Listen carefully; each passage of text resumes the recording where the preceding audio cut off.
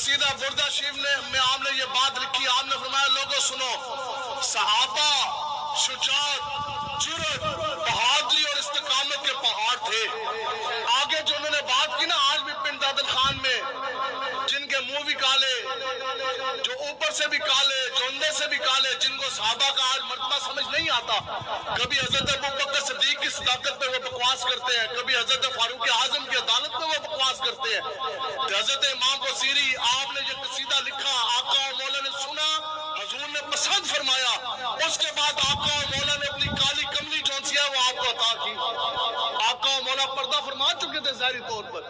امام بصیری فرماندے نے کہ میری حالت یہ تھی کہ میں اپاہج تھا، معذور تھا، میں چل نہیں سکتا تھا، میں جسم حرکت نہیں کر سکتا تھا۔ آپ نے فرمایا جب میں نے قصیدہ بردہ شریف لکھا، آپ نے فرمایا پھر آقا و مولا رات کو میری خواب میں تشریف لے کر آئے۔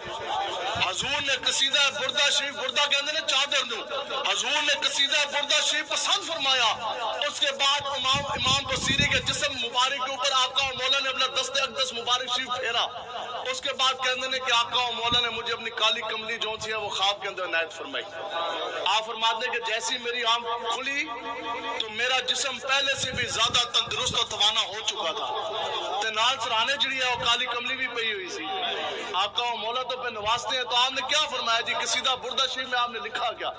آپ نے فرمایا کہ جو صحابہ ہیں نا، صحابہ، آپ فرماتے ہیں کہ صحابہ جبل استقامت تھے، جرأت، شجاعت، ہمت کے، بہادری کے وہ پہاڑ تھے۔ اور آپ نے فرمایا جب قیامت تک کسی کالے منہ، کسی کالے دل والے کو یہ بات سمجھ نہیں آئے گی، اگر کسی کو یہ بات سمجھ نہیں آتی تو آپ نے فرمایا کہ پتہ میں تمہیں بتاتا ہوں، اس پتے کی طرف جاؤ، تمہیں پتہ لگے گا کہ صحابہ کتنے بڑے ہمت اور کتنی بڑی جرأت اور استقامت کے پہاڑ تھے۔ آپ نے فرمایا کہ اگر پوچھنا ہے تو جا کے بدر کے میدان سے پوچھ، آپ نے کہا اگر پوچھنا ہے تو احد کے پہاڑ سے پوچھ،